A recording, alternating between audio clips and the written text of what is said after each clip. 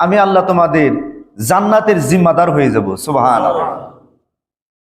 অর্থাৎ এমন 6টা জিনিস আছে যে দায়িত্বগুলো আমরা নিজেরা যদি নেই, নবীজি বলছেন উম্মত তুমি তোমার এই দায়িত্ব নিবা, আমি রসুল হইয়া আমি তোমাদের নবী, আমি তোমাদের আকা, আমি তোমাদের জান্নাতের দায়িত্ব নিব। সুবহানাল্লাহ। অর্থাৎ তোমরা এই 6টা কাজ করলে তোমরা জান্নাতে কেমনে যাইবা এটা আমি নবীজি দেখব। কি? পেয়ারা নবী সাল্লাল্লাহু আলাইহি সাল্লাম বলছেন নাম্বার 1, 1 নাম্বার হচ্ছে ইজা হাদ্দাসা, যখন তোমরা কথা বলবা, হাক্কান, সত্য কথা বলবা, কোনোদিন মিথ্যা কথা বলবা না। এটা আমি রসুল তোমাদেরকে বলতেছি। তোমরা যখন তোমরা কথা বলবা, তখন তোমরা মান আনফুজা আদমানা লাকুমুল জান্নাহ আসদাকু ইদা আহাদাসাকুম, অর্থাৎ যখন তোমরা কথা বলবে একজন আরেকজনের সাথে, তখন তোমরা অবশ্যই যেন সত্য কথা বলো। যদি সত্য কথা বলো, মনে রাখবা আমি নবীজি তোমার জান্নাতের জিম্মাদার হব। সুবহানাল্লাহ। এই কারণে আমাদের কথাবার্তা, আচার আচরণে আমরা সর্বাবস্থায় যখনই কথা বলবো, আমরা যেন মিথ্যা কথা না বলি, আমরা যেন সত্য বলি। যেখানেই কথা বলবেন, মিথ্যা কথা বলে আপনার 2 টাকা লাভ হচ্ছে, বাদ দেন, লাভের দরকার নাই। মিথ্যা কথা বলে আপনার একটু ক্ষতি হচ্ছে, বাদ দেন, ক্ষতি হোক, তারপর আমি সত্য বলবো। আর রোজা অবস্থায় মিথ্যা কথা বলা তো আরো নাপাক কাজ। অর্থাৎ নবীজি বলছেন যখন তোমরা সত্য বলবা, তখন কথা বলবে, সত্য বলবে। যেমন আমরা বলি আশহাদু আল্লা ইলাহা ইল্লাল্লাহু ওয়াহদাহু লা শারীকা লা ওয়া আশহাদু আন্না মুহাম্মাদান আবদুহু ওয়া রাসূলুহু। এই যে কালেমায়ে শাহাদা তথা কালেমায়ে শাহাদাত আমরা পড়ি, আমরা বলি আশহাদু আল্লা ইলাহা ইল্লাল্লাহ। অর্থ কি? আমি সাক্ষ্য দিচ্ছি আল্লাহ ছাড়া কোনো মাবুদ নাই। সাক্ষ্য দিচ্ছি কি দিচ্ছি না? আমরা বলি আল্লাহ ছাড়া কোনো মাবুদ নাই, লা শারিক, তার কোনো শরিক নাই, ওয়াহদাহু লা শারিকা লাহু, তিনি একক অদ্বিতীয়, তার কোনো শরিক নাই, ওয়া আশহাদু আন্না মুহাম্মাদান আবদুহু ওয়া রাসূলুহু, এবং আমরা এই কথাও সাক্ষ্য দিচ্ছি মুহাম্মদ সাল্লাল্লাহু আলাইহি সাল্লাম আল্লাহ পাকের পেয়ারা হাবিব। বলেন সুবহানাল্লাহ। এই কথাটা শুধু লেসানে, শুধু জবানে বলাটাই শেষ নয়, এই কথাটা আপনার অন্তর থেকে বলতে হবে যে আল্লাহ এক অদ্বিতীয়। যদি আল্লাহকে এক অদ্বিতীয় মানেন, তাহলে আল্লাহ ছাড়া অন্য কারো কাছে সাহায্য চাওয়ার কোনো সুযোগ নাই। দ্বিতীয়ত, আমার পেয়ারা নবীজিকে মুহাম্মাদুর রাসূলুল্লাহ, আল্লাহর রাসূল মানা। এখন আপনি যদি আপনার মতো মানেন, কথাটা খেয়াল করতে হবে। কথা তো জবানে বলছেন, কিন্তু সত্যটা লিসানে এবং কলবে 2 জায়গায় সত্য বলতে হবে। বলতেছেন মুহাম্মাদুর রাসূলুল্লাহ, আপনি মানতেছেন আল্লাহর রাসূল, কিন্তু বলতেছেন যে নবী তো আমার মতোই কিংবা আমাদের মতোই। বলেন নাউজুবিল্লাহ। বাজান, এই কথা যখন আপনি বলেন নবী আমার মতোই, তখন আপনি মিথ্যা কথা বলছেন। কারণ আপনার জবান আর অন্তর এক কথা নয়। আপনি জবানে বলছেন আল্লাহর রাসূল, কিন্তু বলতেছেন নবী আমার মতো। আল্লাহর রাসূল যিনি হন, তিনি তো আল্লাহর রিসালাত প্রাপ্ত হন। আল্লাহ ওনাকে রিসালাত দিয়ে রসুল বানিয়েছেন। প্রশ্ন, আপনাকে কি আল্লাহ রসুল বানাইছেন? আপনাকে কি আল্লাহ পাক রিসালাত দিয়েছেন? কোরআনের কিংবা কোনো আয়াতে শরীফাকে আপনার উপর নাজিল করছেন? জি না। তাহলে নবীজি আপনার মতো কিভাবে হলো? সুতরাং যখন কথা বলবেন, নবীজি বলছেন ইসদাকু কিংবা আসদাকু ইদা আহাদাসাকুম, যখন তোমরা একজন আরেকজনের সাথে কথা বলবে, অবশ্যই সত্য কথা বলবে। সুতরাং সত্য ছাড়া মিথ্যা বলার কোনো সুযোগ নাই, 1 নাম্বার। দ্বিতীয়ত, নবীজি বলছেন ইদা ওয়াদা, যখন তোমরা ওয়াদা করো কারোর সাথে, তখন তোমরা সেটা আদায় করবা। কাউকে কোনো বিষয়ে ওয়াদা করেছ, তখন সেটা আদায় করবা। ওয়াদা 2 ধরনের, একটা হচ্ছে বান্দার সাথে আল্লাহর ওয়াদা কিংবা আল্লাহর সাথে বান্দার ওয়াদা, আর একটা বান্দার সাথে বান্দার ওয়াদা। ওয়াদা 2 ধরনের। আল্লাহ বলছেন ইন্নাল্লাযীনা ক্বালু রাব্বুনাল্লাহ, নিশ্চয় যারা বলে আল্লাহ আমাদের রব, সুম্মা ইসতাকামু তাতানাজ্জালু আলাইহিমুল মালাইকা, অতঃপর আল্লাহকে রব মেনে সুম্মাস্তাকামু, এই কথার উপর অবিচল থাকে, কায়েম থাকে, ইস্তেকামাত থাকে, অর্থাৎ আল্লাহকে এক অদ্বিতীয় মানে, আল্লাহ পাকের হুকুম আহকাম সব মানে, এ কথার উপর যারা অবিচল থাকবে। কারণ আপনি পৃথিবীতে জন্মগ্রহণ করে মুসলিম কিংবা অমুসলিম, হিন্দু কিংবা মুসলিম, ইহুদি খ্রিস্টান বৌদ্ধ সামার কামার যা আছে সব পৃথিবীতে যখন তারা জন্মগ্রহণ করে, এই লোকটা কি মুসলমান হয়ে জন্মগ্রহণ করে। সুবহানাল্লাহ বলেন। পরিবেশের কারণে কেউ হিন্দু হয়, পরিবেশের কারণে কেউ খ্রিস্টান হয়, পরিবেশের কারণে কেউ মুসলিম হয়, কিন্তু যখন প্রত্যেকটা বান্দাই লিকুল্লি বুলিতুন ফিতরাতুন, প্রত্যেকটা সন্তান ফিতরাতের উপর তথা মুসলমান হয়ে জন্মগ্রহণ করে। এবং আল্লাহ তাআলা যখন আমাদেরকে সবাইকে একসাথে সৃষ্টি করলেন, পৃথিবীতে আসার সময় কেউ আগে কেউ একটু পরে, কিন্তু সৃষ্টির সময় আল্লাহ পাক সবাইকে একবারে সৃষ্টি করেছেন। সৃষ্টি করে আল্লাহ পাক জিজ্ঞাসা করেছিলেন, আলাস্তু বিরব্বিকুম, আমি কি তোমাদের প্রভু নই? আমরা সেদিন আল্লাহর কাছে বলেছিলাম, সে রুহে আজলে, ক্বালু বালা, হে আল্লাহ আপনি আমাদের প্রভু হন। তাহলে এই যে আল্লাহকে ওয়াদা করছেন, আল্লাহ আপনি আমাদের প্রভু হন, কিন্তু যদি আপনি সেটা ওয়াদা খেলাফ করেন, আল্লাহ পাক আপনাকে যে সমস্ত বিধান দিয়েছেন, আল্লাহ তাআলা সূরা আল মায়েদার আয়াত নাম্বার 81 নম্বর আয়াতে বলেছিলেন, আল্লাহ বলেছেন, সুম্মা জাআকুমুর রাসূলু, অতঃপর যদি আমার রাসূল সাল্লাল্লাহু আলাইহি ওয়াসাল্লাম তোমাদের কাছে আসেন, তাহলে আমি জানতে চাচ্ছি, লা তুমিনুন্না বিহি ওয়া লা তানসুরান্নাহু, তোমরা কি আমার নবীর উপর ঈমান আনবে, আমার রাসূলুল্লাহকে সাহায্য করবে, সহযোগিতা করবে? তখন আমরা বলেছিলাম, ক্বালু বালা, হে আল্লাহ হ্যাঁ, তোমার রসুল যখন আমাদের মধ্যে নবী হিসেবে, রসুল হিসেবে তাশরীফ আনেন, তখন আমরা তার সহযোগিতা করব, তার প্রতি ঈমান আনবো, তাকে মুহাব্বত করব, ভালোবাসবো, তার দ্বীনের সহযোগিতা করব। বলেন সুবহানাল্লাহ। এই কথাগুলো আল্লাহ পাক সূরা আল ইমরানের 81 নম্বর আয়াতে বর্ণনা করেছে। সুতরাং আমরা আল্লাহকে ওয়াদা করেছি যে আল্লাহ তোমার রসুলের ইত্তেবা করবো, তোমার রসুলকে মানবো, তোমার রসুলুল্লাহ সাল্লাল্লাহু আলাইহি ওয়াসাল্লামের মহব্বত করবো, কিন্তু সে কথাগুলো আমরা যদি অস্বীকার করি, তাহলে সেটা ওয়াদা আদায় হয় না। দ্বিতীয়ত ওয়াদা হচ্ছে বান্দার সাথে বান্দার ওয়াদা। একজন একজনকে বলতেছেন, ঠিক আছে ভাই তুমি আমার 1000 টাকা দাও, এক সপ্তাহ পরে তোমার আমি টাকাটা দিয়ালাম। এক সপ্তাহ পরে যখন আপনার কাছে টাকা খুঁজছে, আপনি কেছেন আমি টেয়া লয়ে গেছি গা, আমরা কি টেয়া লয়ে চলি না রে বেটা, ওই নির্ভূত তো টেয়া লয়ে গেছি গা আমি। দোকান বাকি নিছেন 500 টাকা 1000 টাকা, দোকানদার খুঁজলো, ভাই আমার টেয়াটা দিতা না, কেউ তুই আমার অপমান করলাম, হ্যাঁ আমরা কি টেয়া লয়ে চলি না নাকি? আরো মৌসুম দেয় আর একটা কাইট বানাই লেছে। এক তো আপনি দোষী, তারপরে আপনি তার আরো শাসন করলেন। এক তো আপনি ওয়াদা ভঙ্গ করার কারণে আপনি মুনাফিকের কাতারে চলে যাচ্ছেন। কারণ ইজা ওয়াদা আখলাফা, যারা কথা দিয়ে কথা রাখে না, মিথ্যা কথা বলে মিথ্যা বলে, ওয়াদা করলে খেলাফ করে, আমানত রাখলে খেয়ানত করে, তারা সাচ্চা মুনাফিক। আর মুনাফিক তারা নামাজ পড়লেও কবুল হবে না, রোজা করলেও হবে না, হজ করলেও হবে না। মুনাফিক এমন একটা বেতাসির জাতি এটা। সুতরাং কারোর সাথে কোনো কথা দিয়েছেন, বৈধ কোনো কথা, সে কথা দিয়ে চেষ্টা করবেন কথা রাখার জন্য। দোকান বাকি নিছেন, দিয়ে দেন। পারতেছেন না, বুঝায় কন যে ভাই পারতেছি না, এক সপ্তাহ পরে দিই, 2 দিন পরে দিই, কিন্তু আপনি মৌসুম লই লেছেন, এই গেছে গে নি বেটা, তুই আমার অপমান করছ, মানুষের সামনে টাকা খুঁজত। কিন্তু এটা কোনো মুসলমানের খাসিয়ত না, এটা কোনো মুসলমানের চরিত্র না।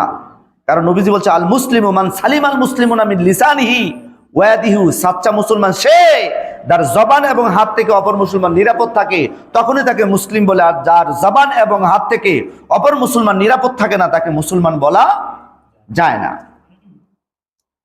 নাম্বার 3, যখন আপনি কাউকে কাছে আমানত রাখবেন, নবীজি বলতেছেন 6টা জিনিসের জিম্মাদার তোমরা নিজেরা হও, আমি জান্নাতের জিম্মাদার হব।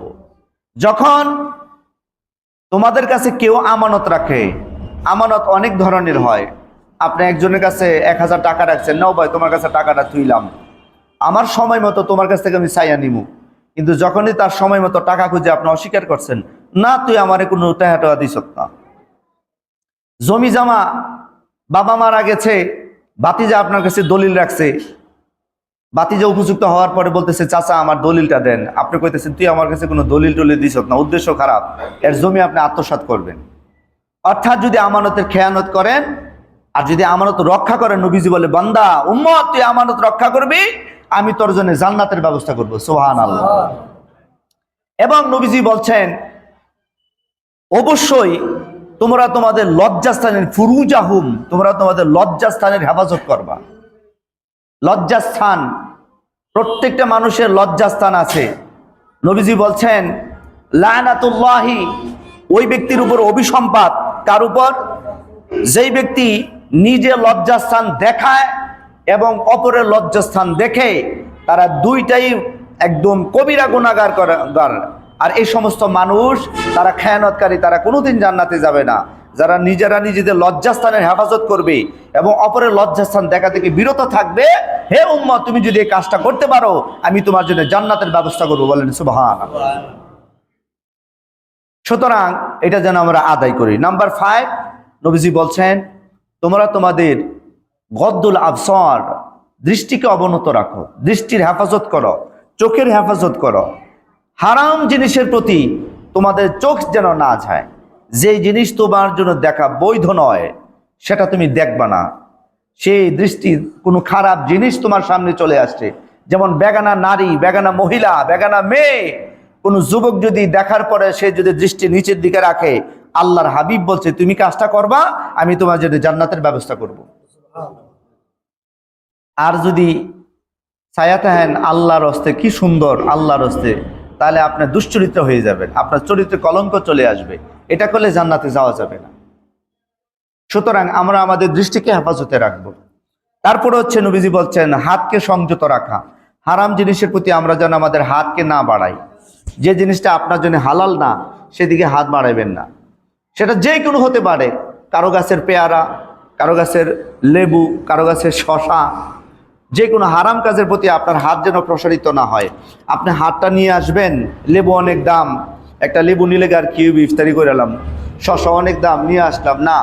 হারাম জিনিসের প্রতি যেন আপনার হাত না বাড়ে। নবীজি বলছেন উম্মত তুমি যদি তোমার হাতকে তুমি সংযত রাখো, আমি গ্যারান্টি দিচ্ছি তোমার জন্য জান্নাতের। বলি সুবহান। তাহলে এই কাজগুলি আমরা করবো, ইনশাল্লাহ পারবো নি?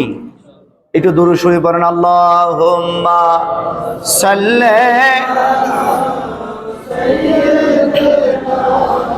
মাওলানা মুহাম্মাদ ওয়া আলা সাইয়্যিদিনা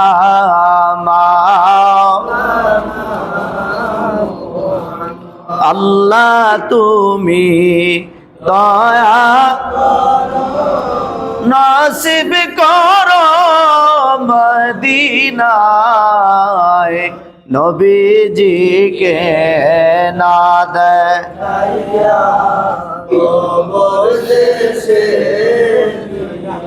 না। আল্লাহুম্মা সাল্লি মাওলানা মুহাম্মাদ ওয়া আলা সাইয়্যিদিনা মাওলানা সাল্লাল্লাহু আলাইহি ওয়াসাল্লাম। এখানে কয়েকটা প্রশ্ন আসছে, আমরা এইগুলি উত্তর করে আমরা ইনশাল্লাহ নামাজে চলে যাব। 1 নাম্বার, রোজা রেখে ব্রাশ করলে কি কোনো রোজার কোনো ক্ষতি হবে? প্রশ্ন। রোজা রেখে যদি পেস্ট দিয়ে আপনি সকালবেলা ব্রাশ করেন তাহলে আপনার রোজা মাকরুহ হবে। কারণ এটা একটা মেডিসিন, যে পেস্ট, টুথপেস্ট, এটা একটা মেডিসিন। ব্রাশ করার সময় সকালবেলা একটা ঘ্রাণ আপনার ভিতরে চলে যেতে পারে। সুতরাং এমতো অবস্থায় আপনি ব্রাশ করতে পারবেন না। যদি করেন তাহলে আপনার রোজা মাকরুহ হবে। এমনকি আপনার যদি পেস্ট ভিতরে চলে যায় আপনার রোজা ভঙ্গ হতে পারে। সুতরাং উত্তম হচ্ছে আপনি পেস্ট দিয়ে ব্রাশ করবেন, আপনি মেসওয়াক করবেন। শুকনা কোনো ডাল, নিমের ডাল হতে পারে, জৈতুন হতে পারে, কিংবা নিমের ছাই হতে পারে, যদি আপনি ব্রাশ করেন আপনার কোনো ক্ষতি হবে না। আপনার নিম গাছের ডাল ভাঙছেন কাঁচা, প্রচুর রস আছে এটার মধ্যে, যদি আপনি কাঁচা ডাল দিয়ে মনে করেন আপনি মেসওয়াক করলে আপনার ভিতরে পানি যাওয়ার সম্ভাবনা আছে, কিংবা একটা ঘ্রাণও যেতে পারে। এমন তো অবস্থা এটা না করলেই ভালো। শুকনা ডাল দিয়ে শুকনা নিমের ডাল আছে, আবার শুকনা জয়তুনের ডাল আছে, অন্য অন্য গাছের ডালও আছে, ওইটা দিয়ে আপনি মেসওয়াক করতে পারবেন, কোনো সমস্যা হবে না। তবে কোনোভাবেই যেন আমরা পেস্ট দিয়ে ব্রাশ না করি। 2 নম্বর প্রশ্ন, সাহারি না করলে কি রোজা হবে? আল্লাহর হাবিব বলছেন যে তোমরা তাসাহারু ফা ইন্নাহু ফি বারাকা, তোমরা সাহারি করো, কেননা এই সাহারির মধ্যে বরকত আছে। সুবহানাল্লাহ। সাহারির মধ্যে কি আছে? বরকত আছে। যারা সাহারি খেতে উঠে, যারা জ্ঞানী, তারা কমপক্ষে 4 রাকাত নামাজ হইল তাহাজ্জুদ পড়বো, ঠিক কিনা? যারা সেহরি সময় উঠে, যাদের যার্রা পরিমাণ রোজার প্রতি দরদ আছে, তারা তাহাজ্জুদ না পড়ে পারবে না। 4 রাকাত হইলেও পড়ো, 8 রাকাত না পড়ো, 4 রাকাত হইলেও তারা তাহাজ্জুদ পড়বে। দ্বিতীয়ত, এই ব্যাপারে অনেক হাদিস আছে। প্রিয় নবী সাল্লাল্লাহু আলাইহি সাল্লাম, ওনার সাহাবারা, কোন সাহাবী, হযরতে কাতাদা রাদিয়াল্লাহু তাআলা আনহু, অনেক সাহাবীরা সাহারি না খেয়ে তারা মসজিদের মধ্যে নামাজ পড়তে গেল, তখন তাদের শরীর একদম তারা মানে মৃতপ্রায় হয়ে গেল। নবীজি জিজ্ঞাসা করলেন, তোমাদের কি হয়েছে? হুজুর, আমরা সাহারি পান করি না, সাহারি খাই নাই। নবীজি বলছে, তোমরা সাহারি করো, কেননা তার মধ্যে বারাকা আছে। নবীজি বলছেন, যে ব্যক্তি 1 লুকমা সাহারি খাবে, তার আমল নামায় 1 বছর নফল নামাজ পড়লে যে সওয়াব, তার 1 লুকমায় তত সওয়াব আছে। বলেন সুবহানাল্লাহ। সুতরাং সাহারি খাইলে রোজা হবে, কিন্তু আপনি বরকত থেকে বঞ্চিত হবে। সাহারি না খাইলে আপনার রোজা হবে, কিন্তু আপনি বরকত থেকে বঞ্চিত হবেন। সুতরাং উত্তম হচ্ছে সাহারি খাওয়া। আমরা সাহারিকে ইনশাল্লাহ রোজা রাখবো। দ্বিতীয়ত, যারা রমজান মাসে জিনিসপত্রের দাম বাড়িয়ে দেয়, তার হুকুম কি? আস্তাগফিরুল্লাহ। রমজান মাস আসলে দুধের কেজি 120 টাকা, 150 টাকা, আর অন্য সময় 60 টাকা, 70 টাকা। যারা গায়েওয়ালা আছে তারা বেজার হইব, আর যাদের গায়ে নাই, তাদের দুধ দোয়া না, তারা খুশি হইব। আমার এই কথায়, আপনি রমজানের আগে বিক্রি করতেছেন 70 টাকা, রুজিন্দা দিচ্ছেন 70 টাকা, কিন্তু রমজান মাস আসার পরে 120 টাকা করে লাগাইছেন। অথচ আমাকে জিজ্ঞাসা করলেন না যে হুজুর, আপনি 120 টাকা করে নিবেননি, এবং কইতেছেন নিলেন না নিলেন না, বহুত কাস্টমার আছে, আপনি একটা কায়দা করছেন। বাজান, এটা তো মুনাফাকুর। যারা মুনাফাকুর, তারা প্রকৃত মুসলিম হতে পারে না। জিনিসপত্রের দাম আমাদের বাংলাদেশ ছাড়া অন্য অন্য পৃথিবীতে রমজান মাস আসলে দ্রব্যের দাম কমায় দেয়, আর আমরা বাঙালি বাড়ায় দেয়। বলে নাউজুবিল্লাহ। বাজান, রিজিকের মালিক আল্লাহ। যারা আল্লাহকে ভয় করে, এই কারণে আল্লাহ বলছেন যে ইয়া আইয়ুহাল্লাযীনা আমানু কুতিবা আলাইকুমুস সিয়াম কামা কুতিবা আলাল্লাযীনা মিন ক্বাবলিকুম লাআল্লাকুম তাত্তাকুন, যাতে তোমরা তাকওয়া অর্জন করতে পারো। যাদের ভিতরে আল্লাহর ভয় আছে, তারা কোনোদিন জিনিসপত্রের দাম বাড়াইতে পারে না। যারা বাড়ায়, আর আল্লাহর কাছে জবাব দিবে না, তবে উচিত নয়। 4 নম্বর কোশ্চেন, রোজা রেখে মিথ্যা কথা বললে কি হুজুর রোজা নষ্ট হয়ে যাবে? এই যে এইমাত্র আলোচনা করলাম, রোজা রেখে অনেকে মিথ্যা কথা বলে। বাজান, রোজা আদায় হবে, কিন্তু কবুল হবে না। একটা হচ্ছে আদায়, আরেকটা হচ্ছে কি? কবুল। আপনি রোজা রাখতেছেন আর দার্সা মিথ্যা কথা বলতেছেন। হাদিসে বলতেছেন, আপনি রোজা রেখে মিথ্যা কথা বললে আপনার রোজা আদায় হবে ঠিক, কিন্তু আল্লাহর কাছে কবুল হবে না। সুতরাং উত্তম হচ্ছে মিথ্যা কথা পরিহার করা। আসতাকু মিনাল্লাহ, আল্লাহর চাইতে সত্যবাদী কেউ নাই। আল্লাহর গুণে যদি আমরা গুণান্বিত হতে পারে, আল্লাহ বলছেন সিবগাত আল্লাহ ওয়ামান আহসানু মিনাল্লাহি সিবগাতান, আল্লাহর রঙে রঙিন হও, তাহলে আমি আল্লাহ তোমাদেরকে রহম করব। সুবহানাল্লাহ। সুতরাং মিথ্যা কথা বললে রোজা আদায় হবে, কবুল হবে না। আমরা যেন মিথ্যা কথা নাম বলি। 5 নম্বর প্রশ্ন, রোজা রেখে নামাজ না পড়লে কি হুজুর রোজা হবে? একই প্রশ্ন। আল্লাহ বলছেন যে আকিমুস সালাত, নামাজ পড়ো কিংবা নামাজ কায়েম করো, কিন্তু আপনি ফজর পড়তেছেন না, জোহর পড়েন না, আসর পড়েন না, শুধু আপনি রোজা রাখতেছেন। হ্যাঁ, আপনার আদায় হবে, কবুল হবে না। কেউ যদি ফরজ নামাজ আদায় না করে, তার সুন্নত নামাজ, ওইগুলি নামাজ কবুল হয় না। সুতরাং আগে নামাজ পড়বেন, তারপরে রোজা রাখবেন, না আপনার রোজা কবুল হবে না। 6 নম্বর প্রশ্ন, কেউ কেউ বলে রোজা রেখে ধূমপান করলে নাকি রোজা নষ্ট হয় না। আস্তাগফিরুল্লাহ। রোজা রেখে যদি সিগারেট খান, তো রোজা ভঙ্গ হইতো না? এটা তো রোজা ভঙ্গের অন্যতম একটা কারণ, অবশ্যই ভঙ্গ হইব। আর ধূমপান, আপনারা বলবেন, আমি শুনবো, ধূমপান কি সুখাদ্য না কুখাদ্য? জোরে কন। কুখাদ্য। এটা কোনো খাবার না, এটা সুখাদ্য হতে পারে না। সুখাদ্য, আপনি দুগ্ধ খান, আপনি আপেল খান, আপনি খেজুর খান, আপনি খুরমা খেজুর খান, আপনি মালটা খান, কমলা খান, এগুলি খান। আর যারা সিগারেট খায়, বাজান, আমি তো সিগারেট ধূমপান করি না, আমি ধূমপানের সিগারেটের দামও আমি জানি না। মনে করেন একটা গোল্ডলেপ সিগারেটের প্যাকেট ধরেন 100 টাকা, তো এমন অনেক মানুষ আছে একটা প্যাকেট একদিন লাগে, লাগে না? আচ্ছা, একদিন যদি আপনি 100 টাকা খরচ করেন তাহলে আপনি 10 দিনে 1000 টাকা, 30 দিনে 3000 টাকা। এই 3000 টাকার যদি আপনি সবজি বাজার করেন, ডিম নেন, আপনার ফ্যামিলি খাইয়া আর বেশি হইতো না?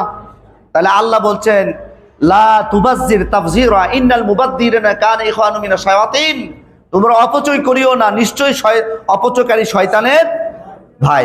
যারা ধূমপান করতেছে তারা অপচয়কারী, আর যারা অপচয় করে আল্লাহর কোরআন বলে তারা শয়তানের ভাই।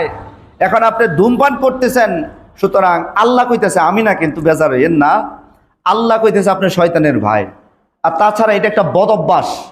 ধূমপান, মানুষ যারা রেগুলার ধূমপান করে তাদের মুখের মধ্যে ছোট মানুষের পেশাবের গন্ধ করে।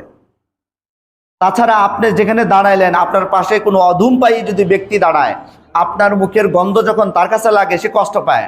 আর এক মুসলমান আরেক মুসলমানকে কি করতে পারে না? কষ্ট দিতে পারে না। সুতরাং এটা বাদ দেন। রমজান মাসে সিগারেট না খাইলে কি হয়? একবারই ছাইড়া দেন। সিগারেট তো ক্ষতি ছাড়া, বিজ্ঞানীরা প্রমাণ করছে সিগারেটের মধ্যে এক প্রকারের বিষ থাকে, সেটা হচ্ছে নিকোটিন। এখন যদি আমি বিষ খায় আত্মহত্যা করি, এটা কি পাপ হবে না? কথা বলেন, পাপ হবে না?